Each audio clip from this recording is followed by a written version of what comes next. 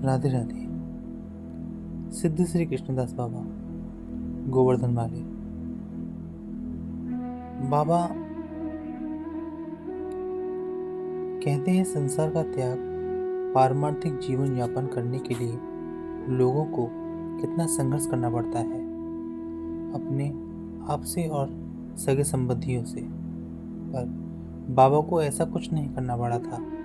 उनका जीवन पथ पहले से ही निर्दिष्ट था।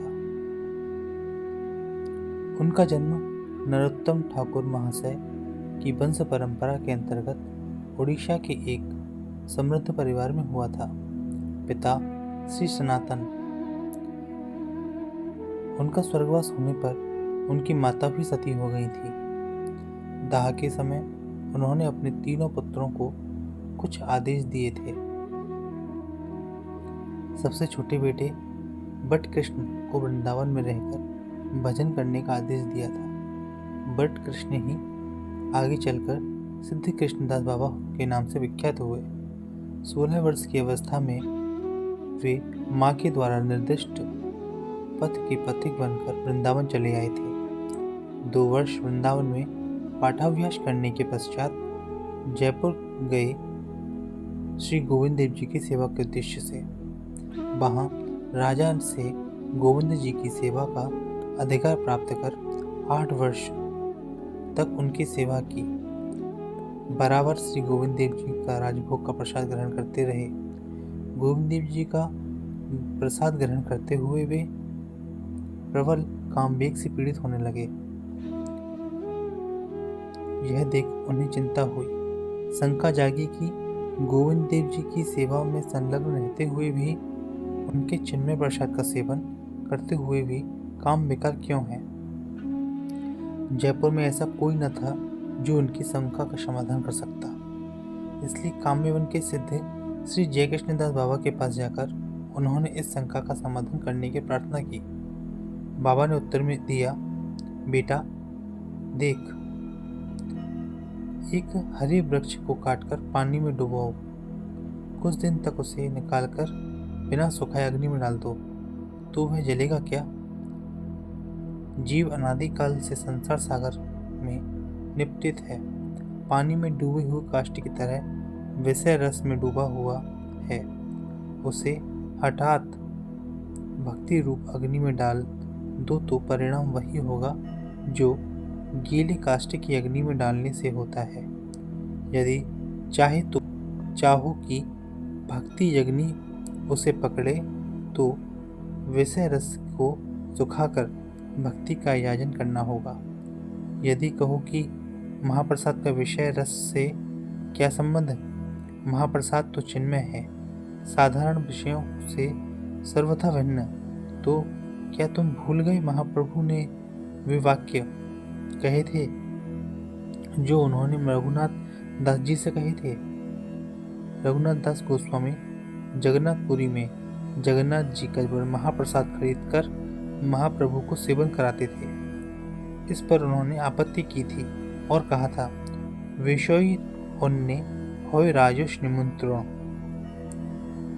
अर्थात विषय का अन्न खाना रजोगुण को निमंत्रण देना है, चाहे वह प्रसाद के रूप में ही क्यों न हो।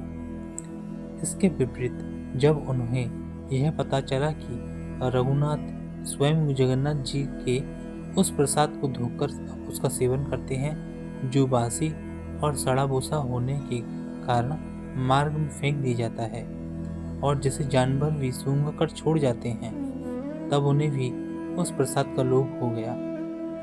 उन्होंने रघुनाथ के पास जाकर उनका एक ग्रास छीन कर खा लिया था और कहा था, नित्य नित्य नाना प्रसाद खाई, एछे स्वाद आर कौन प्रसादे ना पाई। अच्छा सुनो, तुम्हें इस संबंध में एक घटना सुनाता हूँ। घटना उस समय की है जब रूप सनातन आदि वृंदावन के गोस्वामी अप्रकट हो चुके थे। बंग देश में एक वैष्णव मंडली नगर कीर्तन में प्रेमोन्मत्त हो नृत्य कीर्तन कर रही थी। एक प्रसिद्ध वेश्या जो अपनी अट्टालिका से इस दृश्य को देख रही थी, हठात नीचे उतरकर कीर्तनकारी वैष्णवों की पद धूलि में लोटपोट होने लगी। उनकी चरण रज के प्रभाव से तत्काल उसके मन में वैराग्य उत्पन्न हुआ। वह कीर्तन मंडली के महंत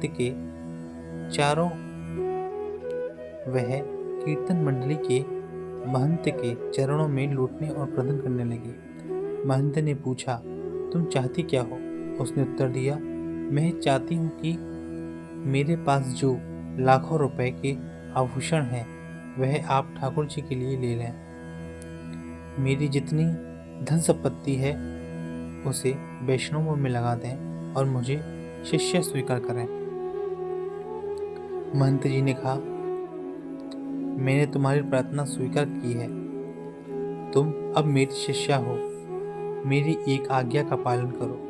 जितनी भी धन संपत्ति है और जितने अलंकार आदि हैं उन्हें वृंदावन जाकर श्री गोविंद देव जी के चरणों में समर्पण कर दो।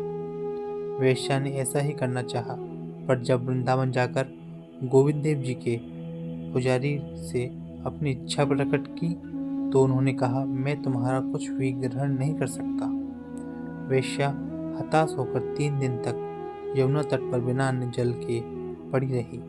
तब गोविंद देव जी ने पुजारी को आदेश दिया, तुम यमुना तट पर जाकर उस वेश्या को ले आओ, सब धन लेकर मेरा भोग लगाओ और अपने हाथों से उसे मेरा श्रृंगार करने दो।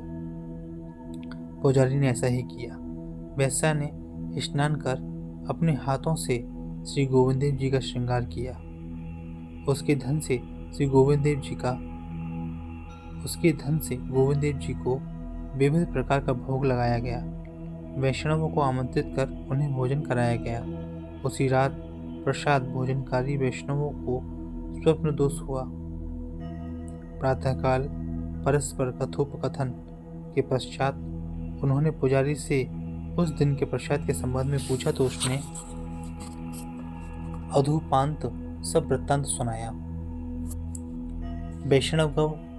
वैष्णवगण यह जानकर बहुत दुखी हुए कि उन्होंने वेश्या का अन्न खाया है। वे अपनी अपनी कोठी पर जाकर 3 दिन तक बिना अन्न जल ग्रहण किए हुए पड़े रहे। तीसरे दिन की शेष रात्रि में गोविंद देव जी ने स्वप्न में उनसे कहा, तुम क्यों मेरी प्रति क्रोध कर आत्महत्या करना चाह रहे हो? आत्महत्या न करें तो क्या करें? तुमने हमारा घर द्वार छुड़वाकर इतने दिन तक अपने चरणों में शरण में रखा, क्या इसलिए कि एक वेश्या का अन्न खिलाकर हमारा धर्मनाश करो? पंडितों ने एक साथ उत्तर दिया। गोविंद देव बोले, मैंने कब कहा था तुमसे वेश्या का अन्न खाने को? मैं तो सभी कुछ खा सकता हूँ, पर तुमसे सब कुछ खाने को कहूँ तब ना, तो हम क्या करें? महाप्रसाद सामने आए तो उसकी उपेक्षा कर अपराध के भागी बने? पंडितों ने पूछा। गोविंद देव ने ऐसी स्थिति में प्रसाद का केवल एक कण लेकर उसका सम्मान करने का आदेश दिया। श्री जय कृष्णदास बाबा के वचनों से श्री कृष्णदास की शंका का समाधान हुआ। उन्होंने निश्चय किया गोविंद देव जी के राजभोग प्रसाद का सेवन न करने का। वे जयपुर छोड़ नंदग्राम के पास दोमन वन में पूर्ण वैराग्य से रहकर भजन करने लगे। नंदग्राम से आटे की भिक्षा कर लाते, उसमें नीम के पत्ते मिला, कभी पानी में सान कर कच्चा और कभी बाटी की तरह सेक कर खा लेते। धीरे धीरे उनका शरीर दुर्बल होता गया, दृष्टि शक्ति भी जाती रही।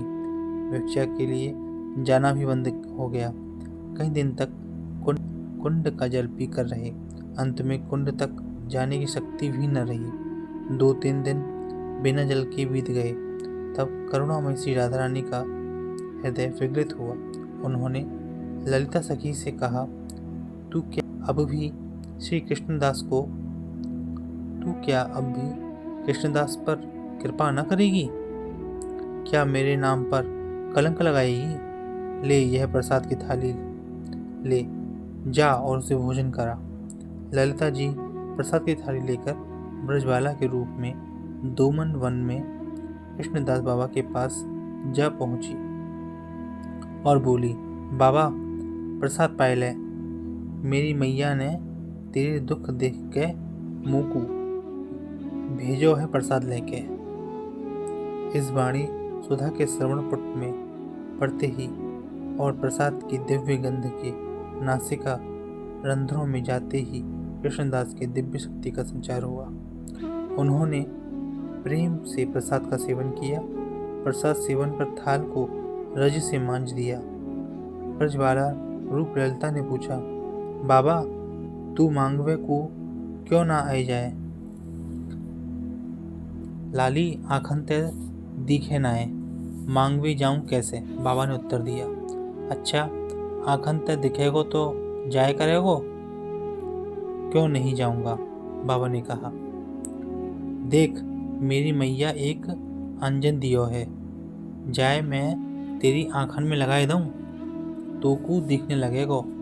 इतना कह ललिता जी ने बाबा की दाहिनी आंख में कुछ लगाकर जैसे ही बाईं आंख को स्पर्श किया, उनकी आंखों में रोशनी आ गई।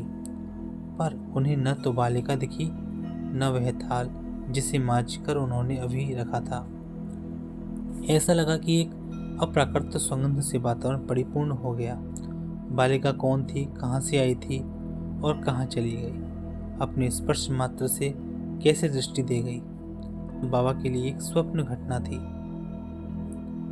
इसका यथार्थ मर्म जानने के लिए वे 3 दिन तक वैसे ही पड़े रहे। तीसरे दिन रात्रि में तंद्रावस्था में उन्होंने देखा कि कोटि विद्युत छटा की तुच्छ करने वाली दिव्य कांति संपन्ना एक देवी उनसे कह रही हैं, तुम क्यों दुखी हो रहे हो? अब तुम्हें वह किस बात का है? मैं तुम्हारी हूँ और तुम मेरे। मेरी अभिन्न सखी ललिता के ललित कर देने से दृष्टि शक्ति प्राप्त करने के साथ साथ तुम सर्व शक्ति प्राप्त कर चुके हो। अब निश्चित होकर गोवर्धन चले जाओ। वहाँ मुझे प्राप्त करने का सहज सोपान निर्दिष्ट कर मेरे चरणों में निष्ठावान वैष्णवों को कृतार्थ करो। इतना कह देवी अंतर्ध्यान हो गई। बहुत देर तक बाबा अश्रुकंपादि सात्विक विकारों से अवसन्न रहे। उसके पश्चात अपने को सर्वशक्ति संपन्न और सफल मनोरथ जान प्रेम सिंधु की तरंगों में सूक्ष्म काष्ठ की तरह तैरते हुए गोवर्धन तट पर आ गए।